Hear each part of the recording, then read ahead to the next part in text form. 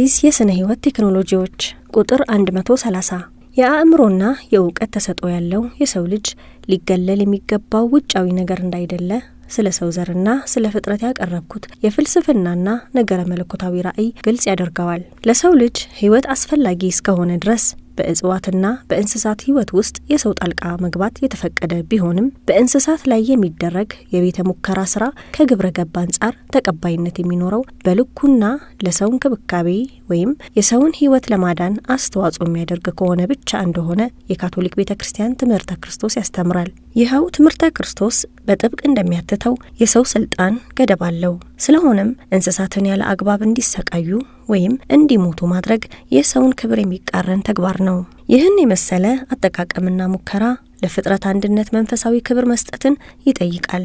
ቁጥር 131 እዚህ ላይ የሳይንስና ቴክኖሎጂ እድገት የሚያስገኘውን ጥቅም በእግዚአብሔር የፍጥረት ስራ በኃላፊነት ስሜት ለመካፈል ያለውን የሰውን ልጅ ጥሪ ክቡርነት ማረጋገጫ ያደረጉትን ከዚሁ ጋርም ይህን የመሰለ ጣልቃ ገብነት በሌሎች ቦታዎች ላይ ለሚያስከትላቸው ውጤቶች ትኩረት ሳይሰጡ በአንድ የስነ ምህዳር አካባቢ ጣልቃ መግባት እንደማንችል ያመለከቱትን የቅዱስ ዮሐንስ ጳውሎስ ዳግማዊን ሚዛናዊ አቋም ለማስታወስ ወዳለው። እርሳቸውም ጥናተ እጽና የዚሁ ቴክኖሎጂ በግብርናና በኢንዱስትሪ ዘርፎች ስራ ላይ መዋልን በመሰሉ ሌሎች የምርምር ዘርፎች ከሚደገፈው ሞሌኩላር ባዮሎጂ ጥናትና ስራ ላይ መዋል ለሚገኙ ጥቅሞች ቤተክርስቲያን ዋጋ እንደምትሰጥ ግልጽ አድርገዋል። ነገር ግን ይህ ሁኔታ የጣልቃ ገብነቱን አሉታዊ ውጤቶች ችላ ወደሚል ጅምላ የጥናተ እጽ ጥበብ ማምራት እንደሌለበት አመልክተዋል። የሰው የፈጠራ ችሎታ ሊታፈን አይችልም። አንድ የኪነ ጥበብ ሰው ከፈጠራው ሊታገድ የማይችል ከሆነ ሳይንስና ቴክኖሎጂን ለማስፋፋት ልዩ ተሰጥኦ ያላቸው ወገኖችንም ለሌሎች አገልግሎት የሚውለውንና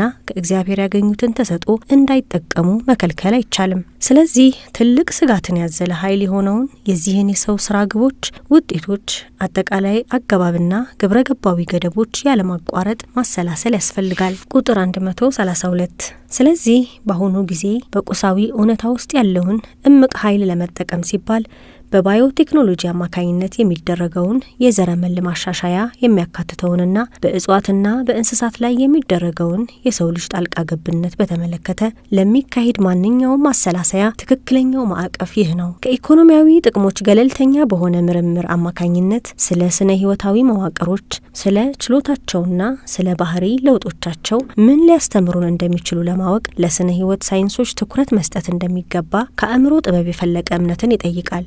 ማንኛውም ተገቢ የሆነ ጣልቃ ገብነት በተፈጥሮ ላይ የሚካሄደው እግዚአብሔር ባቀደው መሰረት ተፈጥሮን በራሱ መንገድ የራሱን እድገት ለማራመድ ብቻ ነው። ቁጥር 133 እጽንም ሆነ እንስሳን ሕክምናንም ሆነ ግብርናን በተመለከተ ስለሚደረግ የዘረመል ለውጥ አጠቃላይ ግምት መስጠት ይከብዳል። ምክንያቱም እነዚህ ለውጦች እጅግ የተለያዩና ልዩ ግምት መውሰድን የሚጠይቁ በመሆናቸው ነው። ስጋቱ ሁሌም ጥቅም ላይ የዋሉ ዘዴዎች ብቻ ሳይሆኑ ተገቢ ባልሆነ ወይም ከመጠን ባለፈ መንገድ ስራ ላይ መዋላቸው ነው። በሰው ጣልቃ ገብነት የተፈጠሩ የዘረመል ለውጦችም ቢሆኑ የአዲስ ዘመን ክስተት አይደሉም። እንስሳትን ማላመድ፣ ዝርያዎችን ማዳቀልና ሌሎች የቆዩና አጠቃላይ ተቀባይነት ያላቸው አሰራሮች እንደ ምሳሌ ሊጠቀሱ ይችላሉ። በሰብሎች ላይ የዘረመል ሳይንሳዊ ለውጦች የተጀመሩት በግብታዊነት የእጽ በራሂዎችን ከሚቀይረው የተፈጥሮ ባክቴሪያ መሆኑን ማስታወስ ያስፈልገናል። ይሁን እንጂ በተፈጥሮ ውስጥ ይህ ሂደት አዝጋሚና የብዙ ምዕተ ዓመታት ሳይንሳዊ እድገት ድምር ውጤት በሆነው በአሁኑ ዘመን ቴክኖሎጂ እድገት ምክንያት ፍጥነቱን ከጨመረው ሂደት ጋር ማወዳደር የሚቻል አይደለም። ቁጥር 134 ዘረ ልውጥ ሰብሎች በሰዎች ላይ ጉዳት ስለማድረሳቸው በውል የተረጋገጠ ማስረጃ ባይኖርምና ጥቅም ላይ በዋሉባቸው አንዳንድ አካባቢዎች ችግሮችን የቀረፈ ኢኮኖሚያዊ እድገትን ያስገኙ ቢሆንም ችላ የማይባሉ አያሌ ችግሮች አሁንም አሉ። እነዚህ ሰብሎች ጥቅም ላይ በዋሉባቸው ብዙ ቦታዎች ምርታማ መሬት በጥቂት ባለይዞታዎች እጅ ተከማችቷል። ይህም የሆነው የለማውን መሬት በማጣታቸው ምክንያት ቀጥታ ምርት ከማምረት የወጡ አነስተኛ አምራቾች ቀስ በቀስ በመጥፋታቸው ነው። ከእነዚህም መካከል እጅግ ደካሞቹ ጊዜያዊ የጉልበት ሰራተኞች ሲሆኑ ብዙ የገጠር ሰራተኞች በድህነት ወደ ተጠቁ የከተማ አካባቢዎች ይሰደዳሉ። የእነዚህ ሰብሎች መስፋፋት አሁንም ሆነ ወደፊት የስነ ምህዳርን ውስብስብ መዋቅሮች የማጥፋት የምርትን ብዝሃነት የመቀነስና የአካባቢ ኢኮኖሚዎችን የመጉዳት አቅም አለው። በተለያዩ አገሮች ውስጥ ሰብሎችንና ሌሎች የሚያስፈልጓቸውን የግብርና ምርቶች የሚያመርቱ ትላልቅና ተወዳዳሪ የሌላቸው ብቸኛ ኩባንያዎችን እናያለን። መካን ዘሮች ግምት ውስጥ ሲገቡ ይህ ተደጋፊነት ይበልጥ የከፋ ይሆናል። ውጤቱም ገበሬዎች እነዚህን ዘሮች ከትላልቅ አምራቾች እንዲገዙ የሚያስገድዳቸው ይሆናል። ቁጥር 135 በእውነቱ እነዚህ ጉዳዮች ቀጣይ ትኩረት ያሻቸዋል። ስነ ምግባራዊ እንደምታቸውም ሊጤን ይገባል። አሁን ያለውን መረጃ ሁሉ ግምት ውስጥ ያስገባና እውነቱን ነጥሮ የሚያወጣ ሰፊ ኃላፊነት የሚሰማው ሳይንሳዊና ማህበራዊ ውይይት እንዲካሄድም ያስፈልጋል። አንዳንድ ጊዜ እንደሚሆነው የተሟላ መረጃ ለውይይት አይቀርብም። ፖለቲካዊ፣ ኢኮኖሚያዊ ሆነ ርዕዮተ ዓለማዊ የሆኑ ልዩ ጥቅሞችን መሰረት ያደረገ መረጣ ይካሄዳል። ይህም ሁሉንም ተገቢ ነጥቦች ግምት ውስጥ ወደ አስገባና በተለያዩ ጥያቄዎች ላይ ሚዛናዊና በአርቆ ማስተዋል ላይ ወደ ተመሰረተ ውሳኔ ለመድረስ የሚያስቸግር ያደርገዋል። ጉዳዩ በቀጥታም ሆነ በተዘዋዋሪ የሚመለከታቸው ሁሉ ማለትም ገበሬዎች፣ ተጠቃሚዎች፣ ባለስልጣናት፣ ሳይንቲስቶች፣ ዘር አብቃዮች፣ ጸረ ተባይ ወይም አረም በተረጨባቸው እርሻዎች አጠገብ የሚኖሩ ሰዎችና ሌሎችም ችግሮቻቸውና ጭንቀታቸውን በሚያሳውቁባቸው አሁንም ሆነ ወደፊት ለጋራ ጥቅም የሚሆኑ ውሳኔዎችን ለማሳለፍ እንዲቻል ለበቂና አስተማማኝ መረጃ ተደራሽ የሚሆኑባቸው ውይይቶች እንዲኖሩ ያስፈልጋል። ይህ ውስብስብ የሆነ የስነ ምህዳር ጉዳይ ስለሆነ ቢያንስ በጉዳዩ ላይ አዲስ ሀሳብ ሊፈነጥቅ የሚችል ገለልተኛና ዘርፈ ብዙ ባለሙያዎችን የሚያሳትፍ ምርምር ለማካሄድ የሚረዳ ገንዘብ ለመመደብ የተሻለ ጥረት የሚደረግበት አጠቃላይ አካሄድ መኖርን ይጠይቃል። ቁጥር 136 በሌላ በኩል አንዳንድ የአካባቢ እንክብካቤ እንቅስቃሴዎች የአካባቢን አንድነት ሊጠብቁና በሳይንሳዊ ምርምሮች ላይ የተወሰነ ገደብ እንዲቀመጥ ተገቢ ጥያቄ ሲያቀርቡ፣ እነዚህን መርሆች ግን በሰው ሕይወት ላይ ማዋል ሲሳናቸው ማየት አስጨናቂ ነገር ነው። በህያው ሰብአዊ ሽል ላይ ገደቡን ያለፈ ሙከራ ሲደረግ ድርጊቱን ትክክለኛ አድርጎ የማየት ዝንባሌ አለ። የማይገሰስ የሰው ልጅ ዋጋ ከእድገት ደረጃው የላቀ መሆኑን እንዘነጋለን። በተመሳሳይ ሁኔታ ቴክኖሎጂ ትልልቅ የስነ ምግባር መርሆችን ችላ ሲል ማንኛውንም ተግባር እንደ ህጋዊ ነገር መቁጠር ይመጣል። በዚህ ምዕራፍ እንዳየነው ከስነ ምግባር የተለየ ቴክኖሎጂ የራሱን ኃይል በቀላሉ መገደብ አይቻለውም። ምዕራፍ 4 የተቀናጀ የተፈጥሮ ወይም የስነ ምህዳር እንክብካቤ ቁጥር 137 ሁሉም ነገር መስተጋብር ያለው ስለሆነና የዛሬ ዘመን ችግሮች የዓለምን ቀውስ የተለያየ ገጽታዎች ከግምት ውስጥ ማስገባት የሚችል ራዕይ እንዲኖር የሚጠይቁ በመሆናቸው በዚሁ አጋጣሚ ሰብአዊና ማህበራዊ ገጽታውን በግልጽ ስለሚጠብቀው የተቀናጀ ስነ ምህዳር አንዳንድ መሰረታዊ ነገሮችን እንድናጤን ሀሳብ አቀርባለሁ። አካባቢያዊ ኢኮኖሚያዊና ማህበራዊ ስነ ፍጥረት ቁጥር 138 ስነ ምህዳር በህያዋን ህዋሳትና እነርሱም በሚያድጉበት አካባቢ መካከል ያለውን ግንኙነት ያጠናል። ይህም ለህብረተሰብ ህይወትና ህልውና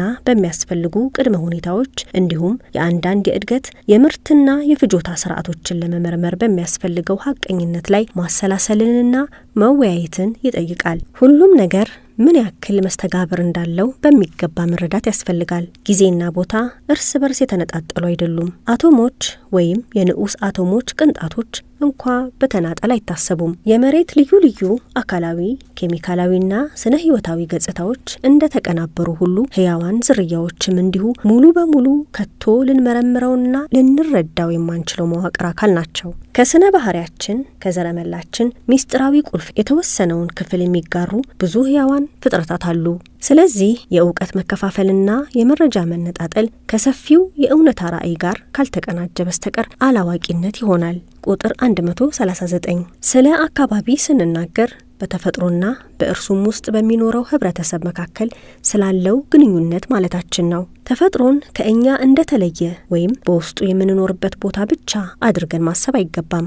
እኛ የተፈጥሮ አካል በውስጡ ያለንና ያለማቋረጥ ከእርሱም ጋር የምንገናኝ ነን። አንድ የተወሰነ አካባቢ በምን ምክንያት እንደተበከለ ለማወቅ የህብረተሰብን አሰራር፣ የኢኮኖሚውን፣ የስነ ባህሪውንና እውነታን የምንረዳበትን መንገድ ማጥናትን ይጠይቃል። ከለውጡ ስፋት የተነሳ ከእንግዲህ ወዲያ ስለ ችግሩ እያንዳንዱ ክፍል ፍቱንና ቁርጥ ያለ መልስ ማግኘት ያስቸግራል። ስለዚህ በራሳቸው በተፈጥሮ ስርዓቶችና በማህበራዊ ስርዓቶች መካከል ያሉ መስተጋብሮችን ከግምት ውስጥ የሚያስገቡ አጠቃላይ የሆኑ መፍትሄዎችን መሻት ያስፈልጋል።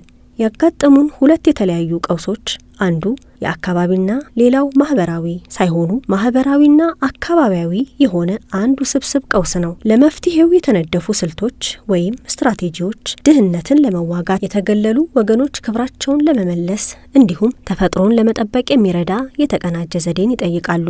ቁጥር 140 አንድ ተግባር በአካባቢ ላይ የሚያሳድረውን ተጽዕኖ ለማወቅ ብዙና የተለያዩ ጉዳዮችን ከግምት ውስጥ ማስገባትን ስለሚጠይቅ ለተመራማሪዎች ተገቢውን ድርሻ መስጠት፣ መስተጋብራቸውን ማመቻቸትና ሰፊ የትምህርት ነጻነትን ማረጋገጥ ያስፈልጋል። በመካሄድ ላይ ያለው ምርምርም የተለያዩ ፍጥረታት ዛሬ የስነ ምህዳር ስርዓቶች ብለን የምንጠራቸውን ትልቁን አካላት በመገንባት ረገድ ምን ያክል እርስ በራሳቸው እንደሚገናኙ የተሻለ ግንዛቤ ሊሰጡን ይገባል። እነዚህን ስርዓቶች ከግምት ውስጥ የምናስገባው በተሻለ መንገድ እንዴት እንደምንጠቀምባቸው ለመወሰን ብቻ ሳይሆን ከጥቅማቸውን ባሻገር እውነተኛ ዋጋ ስላላቸው ጭምርም ነው። እያንዳንዱ ህዋስ የእግዚአብሔር ፍጥረት እንደመሆኑ መጠን በራሱ መልካምና ሊደነቅ የሚገባው ነው። በተወሰነ ቦታ የሚኖሩና እንደ ስርዓት የሚንቀሳቀሱ አጠቃላይ የህዋሳት ህብርም እንዲሁ ናቸው። ነገሩን ብዙ ጊዜ ባናስተውለውም ለገዛ ህልውናችን በእነዚህ ትላልቅ ስርዓቶች ላይ ጥገኞች እንሆናለን። የስነ ምህዳር ስርዓቶች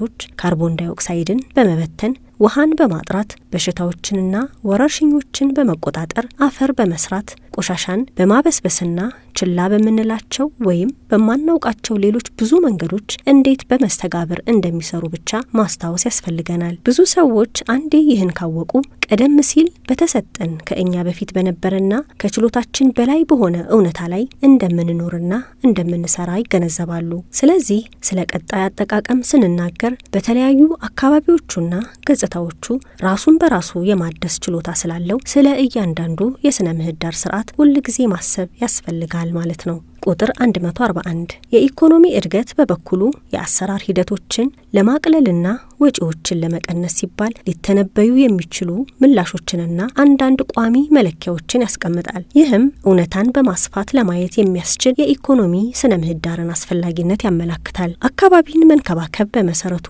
የእድገት ሂደት አንዱ አካል ስለሆነ ከእርሱ ተነጥሎ ሊታይ አይችልም። ስለዚህ ይበልጥ የተቀናጀና የተዋሃደ ራዕይ ይኖር ዘንድ ምጣኔ ሀብትን ወይም ኢኮኖሚክስን ጨምሮ የተለያዩ የእውቀት ዘርፎችን ማካተት የሚችል ሰብአዊነት በአስቸኳይ ያስፈልገናል።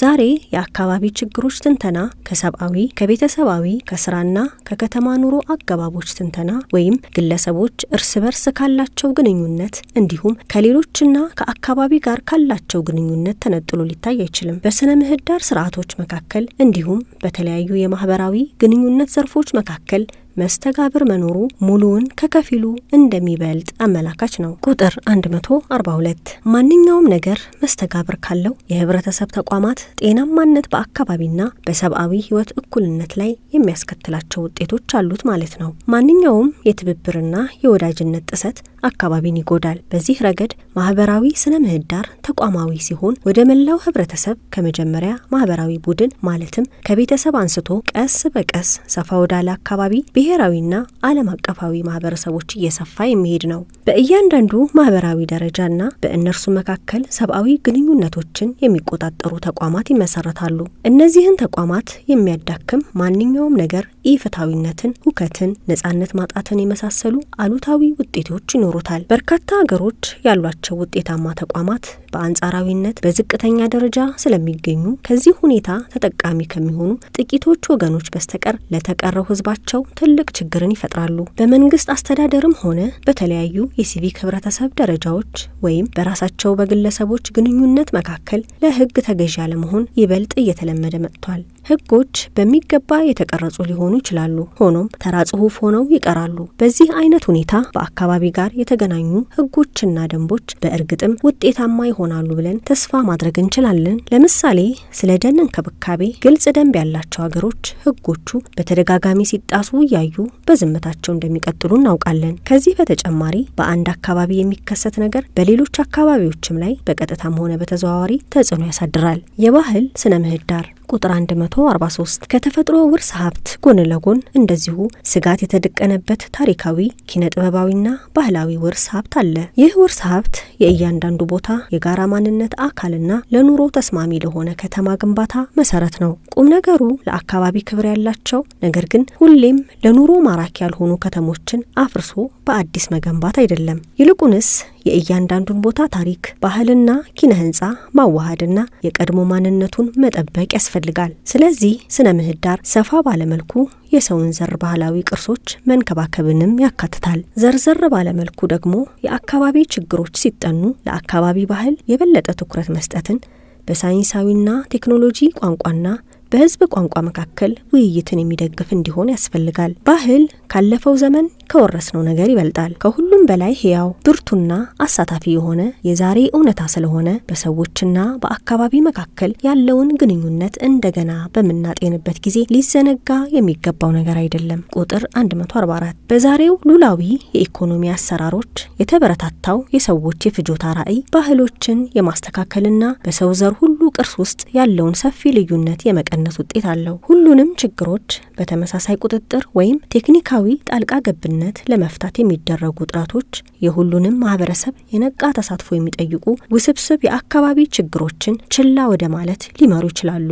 ገና በመቀረጽ ላይ የሚገኙ አዳዲስ ሂደቶች ሁሌም ከውጭ ከመጡ መዋቅሮች ጋር ሊጣጣሙ ስለማይችሉ በራሱ በአካባቢ ባህል ላይ የተመሰረቱ መሆን አለባቸው። ህይወትና ዓለም በእንቅስቃሴ ላይ ያሉ እውነታዎች በመሆናቸው ስለ ዓለም ያለን እንክብካቤም ተለዋጭና ተንቀሳቃሽ ሊሆን ይገባዋል። ቴክኒካዊ መፍትሄዎች ብቻቸውን ምልክቶቻቸውን እንጂ ይበልጥ አሳሳቢ የሆኑ መሰረታዊ ችግሮቻቸውን አያስወግዱም። የህዝቦችንና የባህሎችን መብቶች ማክበር እንዲሁም የአንድ ማህበራዊ ቡድን እድገት በባህላዊ አገባብ ውስጥ የሚካሄደውን ታሪካዊ ሂደት የሚያመላክትና በተገቢው ባህል ውስጥ ቁርኝት ያላቸው የአካባቢ ሰዎችን ተሳትፎ የሚጠይቅ መሆኑን አምኖ መቀበል ያስፈልጋል። እንደዚሁም ጥራት ያለው ህይወት ጽንሰ ሀሳብ በውጫዊ ግፊት የሚመጣ አይደለም። ጥራት ያለውን ህይወት ለመረዳት የሚቻለው ለእያንዳንዱ ሰብአዊ ቡድን በተገባ የምልክቶች የወግና ልማድ ዓለም ውስጥ ነው። ቁጥር 145 በርካታ ከባድ የአካባቢ ብዝበዛና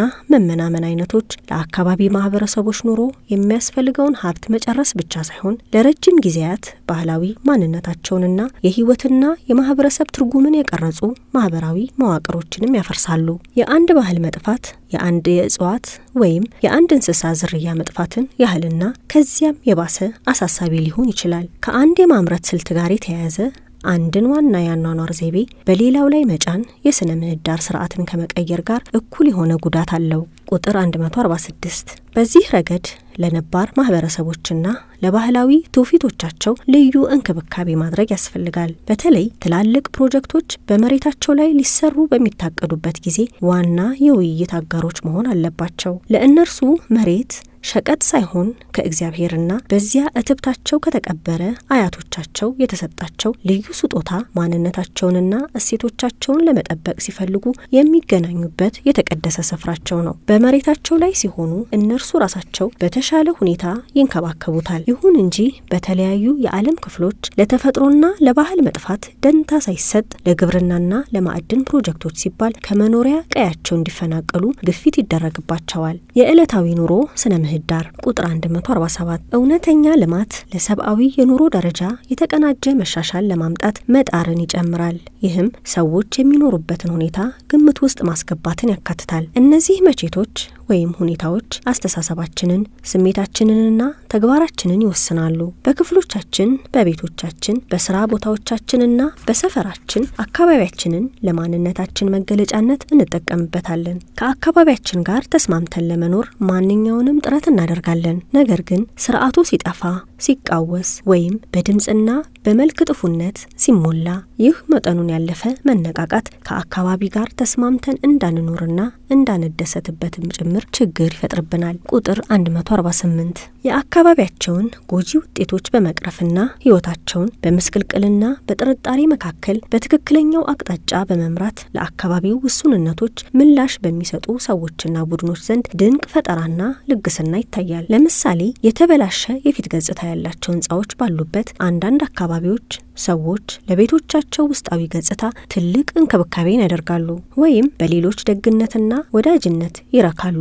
ጤናማ ማህበራዊ ህይወት እምብዛም የማይመኙትን አካባቢ እንኳን ያደምቃል። አልፎ አልፎ አያሌ ችግሮች ቢኖሩም በምስኪኖች አካባቢ አስደሳች ሰብአዊ ስነ ምህዳር በተግባር ይታያል። የቀረበና የጋለ ግንኙነት ሲዳብር ማህበረሰቦች ሲመሰረቱ የአካባቢ ውሱንነቶች በትብብርና በመግባባት መረብ ውስጥ መኖሩ በሚሰማው በየአንዳንዱ ሰው ውስጥ ማካካሻ ሲያገኙ በተፋፈጉ የመኖሪያ ቤቶች ምክንያት የሚመጣውን የመታፈን ስሜት ያረግባል። በዚህ መንገድ ማንኛውም ቦታ የምድር ላይ ገሃነም ከመሆን ለተከበረ ህይወት ወደሚመች ስፍራ ሊቀየር ይችላል ማለት ነው። ቁጥር 149 ስምምነት ክፍት ቦታዎች ወይም የውህደት አቅም በሌለባቸው አካባቢዎች የሚታየው ሰፊ ድህነት ወደ ጭካኔ ክስተቶችና ወደ ወንጀለኛ ድርጊቶች ብዝበዛ ሊመራ ይችላል። በትላልቅ ከተሞች ያልተረጋጉ አካባቢዎች የሚታየው የየዕለት ጭቅጭቅና ማህበራዊ ጥላቻ የጸረ ማህበራዊ ባህሪና ሁከት መፈልፈያ ሊሆንና የተፈናቃይነት ስሜትን ሊፈጥር ይችላል። ይሁን እንጂ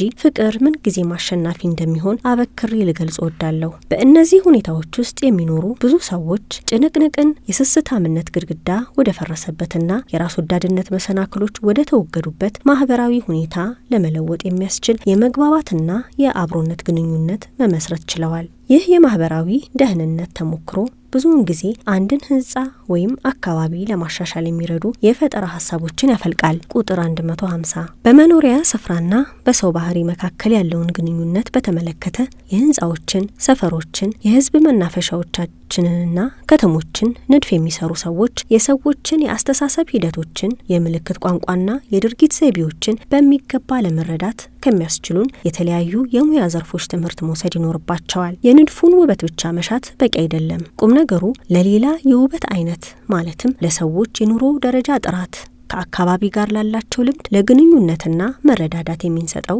አገልግሎት ነው። እዚህ ላይ የከተማ ፕላን ሁልጊዜ በእነዚህ አካባቢዎች የሚኖሩ ሰዎችን አስተያየት ከግምት ውስጥ ማስገባቱ ምን ያህል አስፈላጊ እንደሆነ እንረዳለን። ቁጥር 151 ከዚህ ሌላ እኛን በሚያካትተውና አንድ ላይ በሚያሰባስበን አንድ ከተማ ውስጥ የእኛን የአባልነት ስረ መሰረታዊነት እና በቤታችን የመሆናችን ስሜት የሚጨምሩ የጋራ አካባቢዎችን፣ መለያ ምልክቶችና የከተማ ገጽታዎችን መንከባከብ ያስፈልገናል። የአንድ ከተማ የተለያዩ አካባቢዎች በሚገባ የተቀናጁ መሆን አለባቸው። በዚያ የሚኖሩ ሰዎችም በአንድ አካባቢ ብቻ የተወሰኑ እንዳይመስላቸውና ሰፊውን ከተማ ከሌሎች ጋር የሚጋሩበት ቦታ መሆኑን እንዳይረሱ ይልቁንም የሙሉ ከተማ አካል መሆናቸውን እንዲሰማቸው ማድረግ አስፈላጊ ነው። የከተማንም ሆነ የገጠር አካባቢዎችን ገጽታ የሚቀይር ጣልቃ ገብነት የተለያዩ ነገሮች አንድ ላይ ሆነው አንድን ሙሉ ነገር እንዴት እንደሚፈጥሩና ነዋሪዎቹም ይህንኑ ለህይወታቸው ወጥና ትርጉም ያለው መዋቅር እንደሆነ አድርገው እንዲመለከቱ የሚያደርግ መሆን አለበት። ያን ጊዜ ሌሎች ሰዎችን እንደ መጻተኛ ማየት ቀርቶ ሁላችንም ለመፍጠር የምናስበው የእኛ አካል አድርጎ ማየት ይመጣል። በዚህም ምክንያት በከተማም ሆነ በገጠር አካባቢዎች ከሰው ጣልቃ ገብነት የተነሳ ሁል ጊዜ የማይቀያየሩ አንዳንድ ጥብቅ ቦታዎችን መከለል ጠቃሚ ይሆናል። ቁጥር 152 የመንግስት በጀት በተለምዶ የሚሸፍነው ካለው ፍላጎት ትንሹን ክፍል ብቻ በመሆኑ በብዙ የዓለም ክፍሎች በገጠርም ሆነ በከተማ የሚታየው የቤት እጥረት አሳሳቢ ችግር ሆኗል። ድሆች ብቻ ሳይሆኑ ሌሎች ብዙ የህብረተሰብ አባላት ጭምር የቤት ባለቤት መሆን እያቃታቸው ነው። የቤት ባለቤት መሆን ከግል ክብርና ከቤተሰብ እድገት ጋር የተያያዘ ስሜት ይሰጣል። ይህም ለሰው ስነ ምህዳር ዋና ጉዳይ ነው። በአንዳንድ ቦታዎች ደሳሳ ጎጆዎች የበዙባቸው ከተሞች ብቅ ብለዋል። ይህም እነዚያን አካባቢዎች በማፍረስና ሰዎቹን በማፈናቀል ፋንታ ማልማትን ያሻል። ምስኪኖች ንጽህና በጎደላቸው ቆሻሻ ሰፈሮች ወይም በአደገኛ ሰፈሮች ሲኖሩ ካሉበት አንስቶ በሌላ ቦታ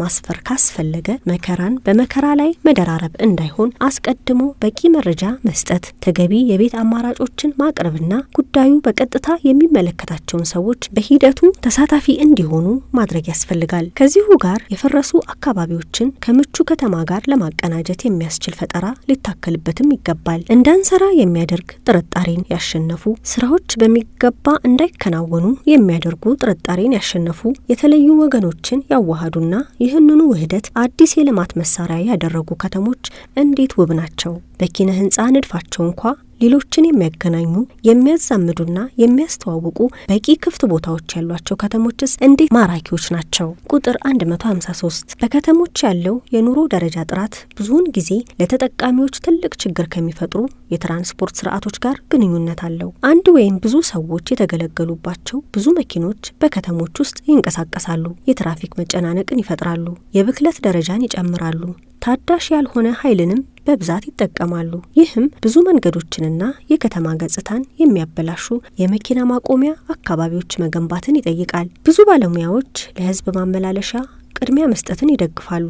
ሆኖም በብዙ ከተሞች ውስጥ ሰዎችን በማጨናነቅ ምቾት በማሳጣት በአገልግሎት መቆራረጥና በደህንነት እጦት ምክንያት ክብርን በሚነኩ ሁኔታዎች ውስጥ እንዲኖሩ የሚያስገድዱ ስርዓቶች ራሳቸው በደንብ ካልተሻሻሉ በስተቀር አንዳንድ እርምጃዎች በህብረተሰቡ ዘንድ በቀላሉ ተቀባይነት ላይኖራቸውም ይችላል። ቁጥር 154 ሰዎች እንደመሆናችን መጠን ክብራችንን የመጠበቅ ሁኔታ ብዙ ጊዜ ሰዎች ከከተማ ኑሮ ከሚገጥሟቸው መስቀልቅል እውነታዎች ጋር ይጋጭብናል። ሆኖም ይህ ክስተት ለመሰረታዊ አገልግሎቶች ተደራሽነት የሌላቸው አንዳንድ የገጠር ነዋሪዎች የሚደርስባቸውን መገለልና ችላ መባል እንዲሁም አንዳንድ ሰራተኞች መብታቸውን ተነፍገው ወይም የተከበረ ህይወት የመኖር ተስፋን ኳተው በባርነት የሚኖሩበትን ሁኔታ እንድንዘነጋ ሊያደርገን አይገባም። ቁጥር 155 ሰብአዊ ስነ ምህዳር ሌላ ጥልቅ እውነታን ይኸውም በሰው ህይወትና በተፈጥሯችን ውስጥ በተቀረጸውና የበለጠ ክብር ያለው አካባቢ ለመፍጠር አስፈላጊ በሆነው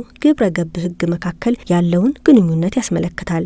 ርዕሰ ሊቃነ ጳጳሳት ቤኔዲክቶስ 16ኛ ስለ ሰብአዊ ስነ ምህዳር ሲናገሩ ሰው ሊያከብረው የሚገባና እንደፈለገ የማይለውጠው ተፈጥሮ እንዳለው አረጋግጠዋል። ሰውነታችን ራሱ ከአካባቢና ከሌሎች ህያዋን ፍጥረታት ጋር ቀጥታ ግንኙነት እንዲኖረን እንደሚያደርግ መረዳት በቂ ነው። ሰውነታችንን እንደ እግዚአብሔር ስጦታ አድርጎ መቀበል መላውን ዓለም እንደ አብ ስጦታና እንደ ጋራ ቤታችን አድርገን በደስታ ለመቀበል ወሳኝነት አለው። በገዛ ሰውነታችን ላይ ፍጹም ስልጣን አለን ብለን ማሰብ ግን ብዙውን ጊዜ በተፈጥሮም ላይ ፍጹም ስልጣን አለን ብለን ወደ ማሰብ ያመራናል። ሰውነታችንን እንዴት እንደምንቀበል እንደምንንከባከበውና ሙሉ ትርጉሙን እንደምናከብር ማወቅ ለማንኛውም እውነተኛ ሰብአዊ ስነ ምህዳር መሰረታዊ ነገር ነው። እንደዚሁም ራሴን ከሌላው የተለየው አድርጌ ለማወቅ ከፈለኩ እንደ ተባዕትና እንደ እንስት ለራስ ሰውነት ዋጋ መስጠት ያስፈልጋል። በዚህ አይነት የሌላውን ወንድ ወይም የሌላዋን ሴት ልዩ